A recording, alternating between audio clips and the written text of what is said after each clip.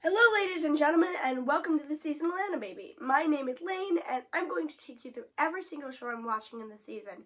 Now, why am I doing this in long form instead of in short form? Well, because I want to keep this stuff separate from the daily stuff. The daily stuff is going to be the shorts, and I don't want to clutter you with 50 million shorts every single day. Also, yes, I am aware I have a cold. I apologize about that. There is not a lot I can do about that. It's not a great way to start, but I gotta get this out at some point, and it's gonna be with a cold today. So, before I start, there are going to be two shows I'm not going to be watching. One is Jellyfish Can't Swim in the Night, and that's because I had absolutely no idea what was going on in that show and couldn't get a grasp of what the concept was or what they were going for, at all. With most shows, I can at least get a sense of what they're doing, and the summary will give me some kind of explanation, but that show gave me absolutely nothing. I tried watching it. I think they're forming a band, but I don't know, and I'm not interested in trying to find out. The second one is The Fable, because I can't find it. I looked on Crunchyroll. I looked on every site I find. I don't know if I can use High Dive, but maybe I'll try that. Other than that, I can't find it. So I can't watch a show I can't find. But going from there, we're going to go from the best shows of the season to the worst shows of the season. And we're going to end with the ones I'm not going to be watching. Starting with Windbreaker. Windbreaker is my favorite show this season, mostly because I absolutely love the protagonist. I love the idea that the protagonist is not another crybaby wimp who just needs to get stronger. I'm so tired of that, and I like the fact that the main character already knows how to fight. He already knows how to take care of himself. His problem is that he needs to learn to let other people in to help him, and I actually got the metaphor at the beginning of the episode. Mostly with the tight wire, black and white. If it had been 10 years ago, I would have been like, I don't know what this means, but I knew what it meant, and I think it's very clever. The idea that he has to balance himself above everybody else, that he keeps himself out of everybody else's reach, and that he's constantly trying to figure out how to navigate life. So the high wire is basically him trying to navigate and being scared to fall off. It works, and I like it. I also, the fighting is meh. I don't love it. It's basically your average brawling, but you know what? That's not really what this show is about, and I don't really care anyway. I like the main character, and I like the art, and that's all that matters. So, the show is basically Wreck-It Ralph meets Power Rangers. The villains are done being jerked around, and they've decided they're going to rise up and rebel and kill the heroes. And to do that, the main character is going to infiltrate the heroes and take them out from the inside. Not only do I love this concept, but I love the idea that the villains are the main characters. And they are fun. They all have really vibrant, interesting personalities. They all banter with each other. And I love the fact that the heroes are presented as the bad guys in their eyes, because they're the reason that the villains have to keep fighting. See, Platinum End, this is how you do a heroes being villain story. This is how you do it without being stupid. Well, in that case, not necessarily stupid, but offensive, but you get what I mean. I love the color palette. I like the fact that everything pops. I haven't heard the opening yet, so I still have to reserve for that, but I don't really like the art. It's very weird looking, but you know what? It kind of reminds me of Tiger and Bunny, and I think that's what they were going for, so that's fine. It's not important. What's important is the story is interesting, and I like the main character. That's all that matters. Most of you have already seen this show, but for those of you who haven't, Merchant meets a wolf. She's a god, but people don't know she's real, and she's basically a giant puppy, and they have adventures together. It's cozy, it's laid back, there's not a lot to it. Normally I don't like slice of life, but this show is fun, and I like the dynamic between Holo and Lawrence. Also, Jun Fukuyama is my favorite seiyuu, so I'm kind of biased here.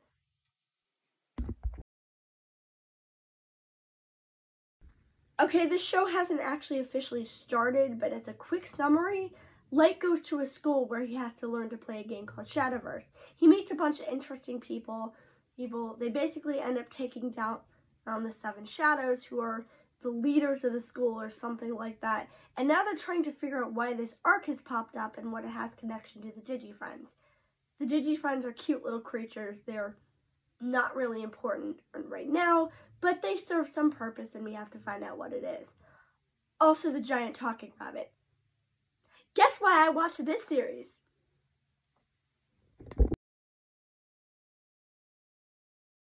The idea of an otherworlder coming to Earth and helping the main character solve mysteries is interesting. I just hope they actually do it, because this was bland. Like, the mystery we got was just the dude is a gambling addict. That's it. There's a part in the middle where her lady in waiting comes to Earth and befriends a homeless guy. Like, none of it's terrible, but none of it's interesting. I also like the concept of them fleeing their home planet, and I kind of hope that that comes into play later too. I like the opening. Look, it's not the worst thing I've ever seen. It's not bad. I'm just worried this is a one-trick pony and it's going to run out of steam.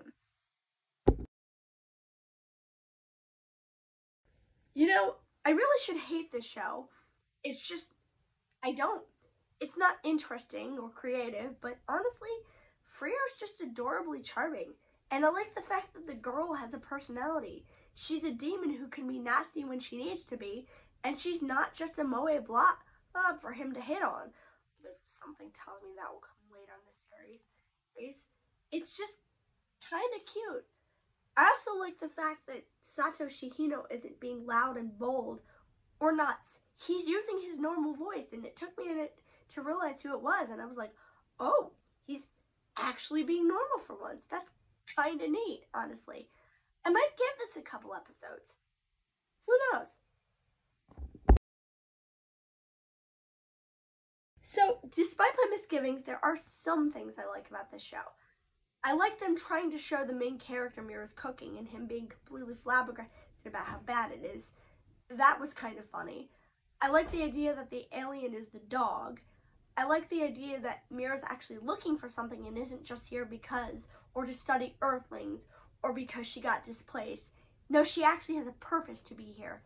I like the dynamic between Mira and the main character, but unfortunately the problem is that we don't get the central hook until the last 5 minutes of the show, and that's sad because the whole episode is basically just Mira can't cook and the main character wants to find ingredients to cook for her. That's basically it. I want to give it up, but unfortunately Jun Fukuyama is going to be in it, and you know my Seiya rule, so we're here at least until he shows up. This show is Chobits with an angel instead of a robot. That is literally it. Guy finds her sleeping on his balcony, a la Index. He brings her inside. She decides she wants to cook and clean for him. And can we just talk about how tired I am of this trope? Men can take care of themselves. They do not need a woman to take care of them. It is not funny or cute when a woman shows up and says, I'm going to help you. I'm going to cook for you. Your apartment is so dirty. That is not clever, Japan. That is not funny. It is sexist and it is annoying. Stop it. So originally, I said this show was Discount Diabolic Lovers. And I was kind of right. It's Discount Dio Lovers if it had sex with Oran. Girl is disguising herself as a guy, gets kicked out of her apartment and her job, and ends up in a vampire dormitory and has to hide herself as a guy. And you know what's sad? This show would actually have worked a lot better and been a lot more interesting if she was a guy. Like, can you imagine a yaoi series where guy has to hide his male lover from his roommates? I actually want to see that now. As it goes, it's fine. It's not anything interesting. The guys are hot, honestly, but there's nothing special about it, and there's nothing that would make me say, ooh, I really, really, really want to keep watching this, other than the fact that the guys are attractive. The main character is just meh. The love interest is just meh. I'm interested to see if any nutso vampires show up, and if that's the case, I will have fun with this show. But otherwise, eh. And the thing is, her disguise isn't even convincing. Like, I immediately knew she was a guy, and I'm shocked that anybody else didn't. Like, maybe they thought she was trans? Actually, that would be interesting if a trans man and ended up in. You know what? I'm speculating too much. This show is just bland, and I'm trying to make it better. And I shouldn't do that because I can't make it better.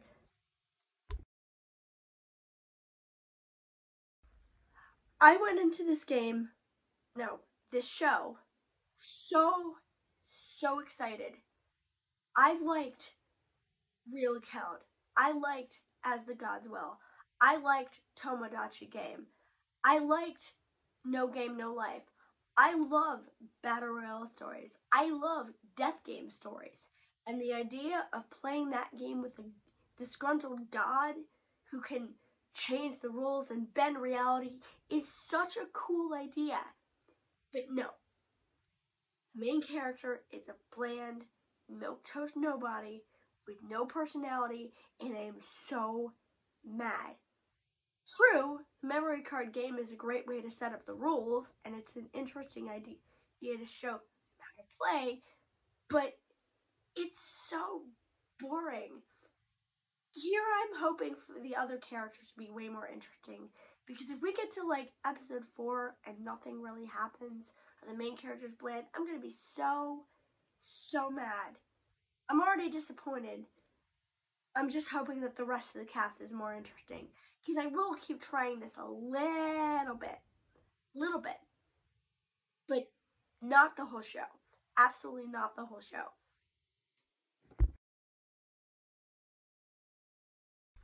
I'm not gonna lie, I got about 10 minutes into the show and it was like, no. The talking bear, the sentient pants, it's stupid. It's too much. This isn't even a comedy, I don't think.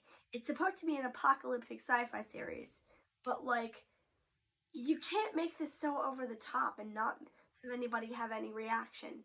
It's not funny to me to have the main character just casually conversing with a bear and have nobody say anything or have any reaction. Like, it's dumb. It's absolutely idiotic. I do like the idea of them being on a train and having to figure out where it's going. That's cool, but no. It's no. This show is just no. If you thought the last show was no, this show is 1,000% no. Absolutely, unequivocally not. Mm-mm. Not gonna do it. Not gonna watch a show where a little boy gets harassed by grown women. And I was so looking forward to this show.